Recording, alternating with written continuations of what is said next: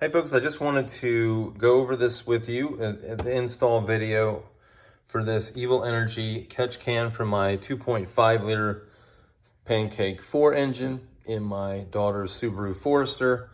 Pretty easy install, relatively inexpensive catch can, and I will go through the steps. I've kind of stumbled through it, so bear with me on that, but this is what it looks like in the end.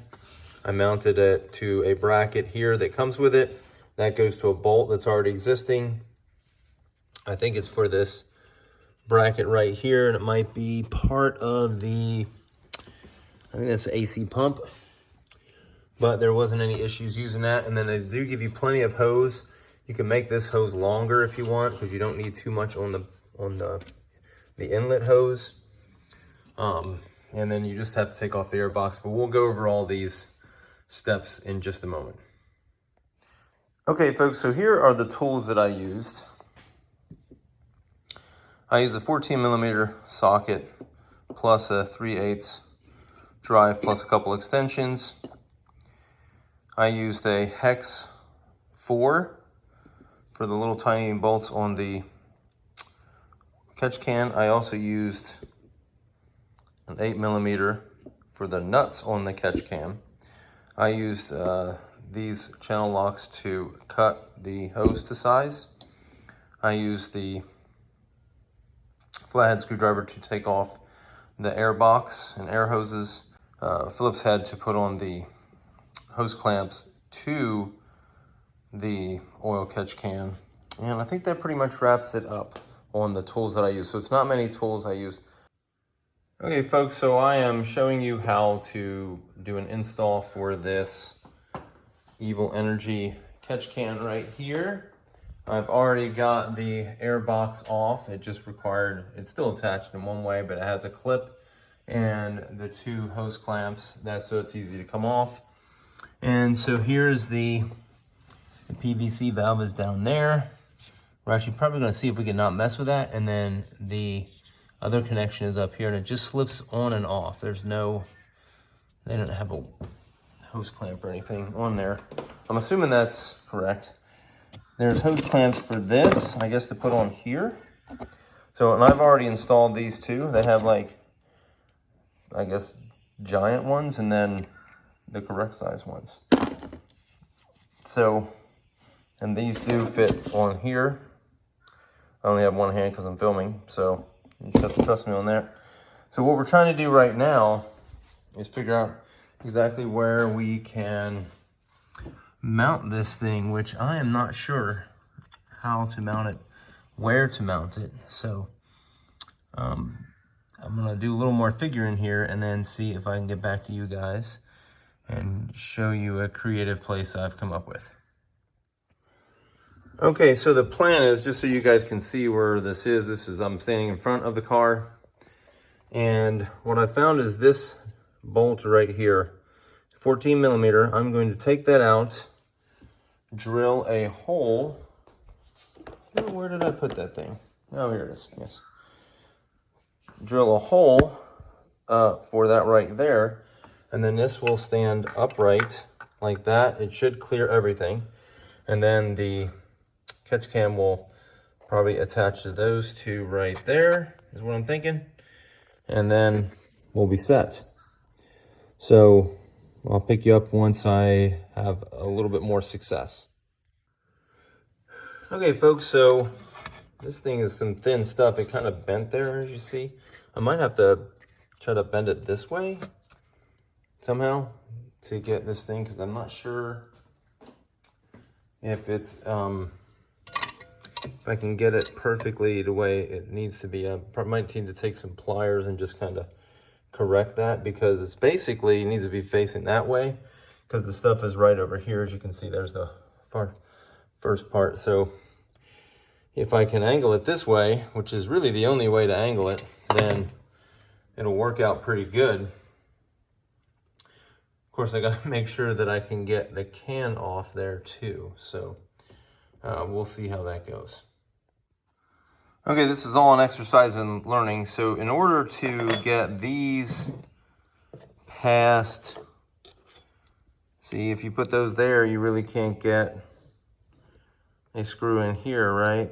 So we're gonna we took these two off, so that comes out of there, right? And we're gonna install this on the bracket, and then we can easily get those after we get these, because these require a nut on the other side too. So this is kind of like a step-by-step the very first time you're learning with me. So bear with me, I guess. Okay, folks, so I had to go a little bit further and cut this off because this was way too high to get those on later. And I didn't actually get that far before I figured that out, but I was well on my way there. So this is a hex bit 4, and this is an 8mm wrench. So the wrench goes over here for these nuts, and then the hex over here. So we're going to tighten those down, and these are also hex 4s as well. Okay, folks, so it fits there. You probably would have a difficult time getting the can out of there, though. So we might have to just take these two nuts off every time we empty the can. But it does come with a dipstick, so it's easy to check. So that's pretty cool. I might try to come up with some different arrangement at some point in time in the future, but so far this is the best location for it, generally speaking, as far as it being solidly in one place and pretty close to the PCV valve, which is right down there, and the intake, which is right there. Now you can run this one hose under the intake manifold, but I'm just going to run it right here, and this is the out.